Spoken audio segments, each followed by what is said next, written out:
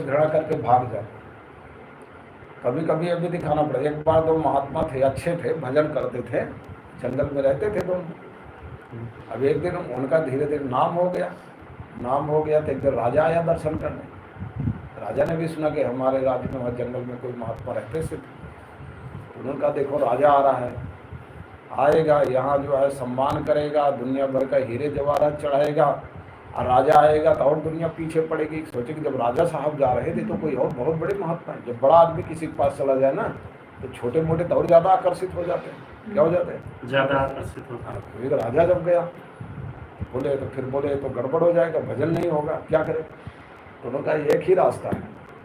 एक आधा रोटी थी, भिक्षा मांग के लाए थे ना, आधी रोटी को बीच में रख लीजिए और राजा देखे दूर है, अभी नज़दीक आ रहा है, तो जब थोड़ा नज़दीक आया देखेगा वो हमारी आवाज़ सुन लेगा राजा, तब बोले एक महात्मा कहता देख ये रोटी आधी रोटी मैं खाऊंगा। वो कहता नहीं ये आधी रोटी मैं खाऊंगा। और दोनों खूब लड़ रहे। वो कहता नहीं तुम नहीं खाओ मैं खाऊंगा। वो कहता तुम नहीं मैं खाऊंगा। आपको राजा नज़दीक आ गया, उसने सुन लिया। उसने कहा कैसे लोग कहते बड़े अच्छे संत है, ये तो आधी रोटी के लिए लड़ रहे हैं। वो कह रहा है मैं खाऊंगा। बोला तू कैसे खाएगा? मैं खाऊंगा। सब थोड़ा हो सकते, चलो यहाँ से दूर से ही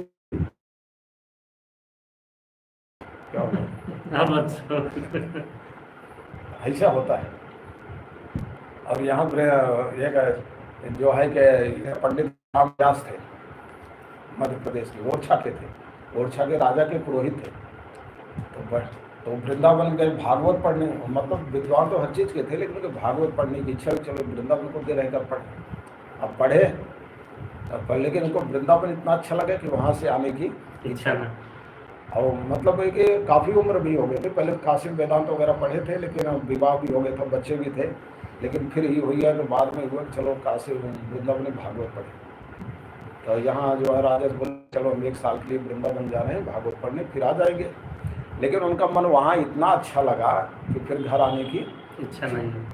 अब जो है कि राजा ने बहुत बार जो संदेश दिलवाया कई लोगों से, कई अपने दूत भेजे कि आप चलिए राजा बुला रहे हैं। बोले नहीं क्या जाना। उनके घर वालों को भी भेजा, पत्नी को, बच्चों को, कि आप जो है लाओ। वो भी जाते लेकिन वो आते नहीं।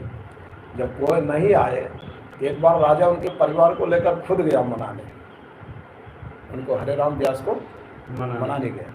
अब पत्नी भी थी, 3 लड़के थे, 1 लड़की थी, और भी परिवार के लोग रहे होंगे, सब गए मनाने, और बेचारे माने नहीं।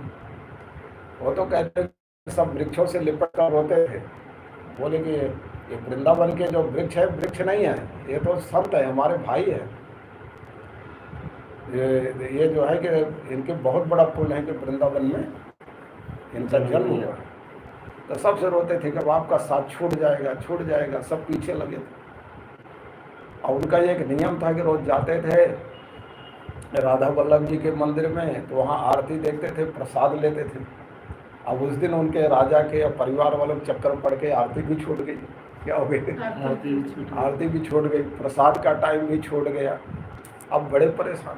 अंत में उन्होंने कहा कि अरे उनके चक्कर में तो मेरी आरती उरती सब छूट गई। दौड़े मंदिर में गए तो वहाँ तो आरती हो गई थी, प्रसाद भी बट गया था, चरणोदक बट गया, कुछ नहीं मिला।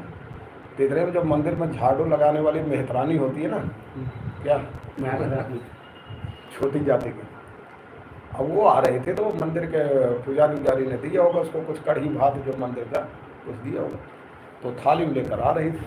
और रास्ते में मिल गए, मंदिर से जैसे मंदिर के अंदर जा रहे थे वहाँ मिल गए। तो बोलते माता जी क्या हुआ है, आरती हो रही है? बोले आरती तो हो गई महाराज, प्रसाद वसाद सब बढ़ गया। ले रही है। अरे बोले ये मंदिर का पर ला रही हो ना? बोले हाँ। तो बोले इसमें से थोड़ा कढ़ी दे दो, थोड़ा प्रसाद मुझे दे दो। बेचारी बोली महाराज आप क्या बात करते, आप पंडित हो, हम छोटी जाति झाड़ू लगाने वाली मेहतरानी, और आप हमसे मांग रही है? बोले अरे प्रसाद में कुछ नहीं होता, ला थोड़ा ला। और पीछे हटते जाए, संकोच के मारे वो पीछे हटते। ये जो है कि हाथ बढ़ाए, अंत में जब वो नहीं दे रहे, जबरदस्ती उसके थाली में हाथ लगा के ये कढ़ी का जो है कढ़ी का पकौड़ा और 2-4 भात चावल के कण आए होंगे, उसको खा लिया। तो जब राजा ने और परिवार वालों ने देखा, बोले ये तो भ्रष्ट हो गए। क्या हो गए?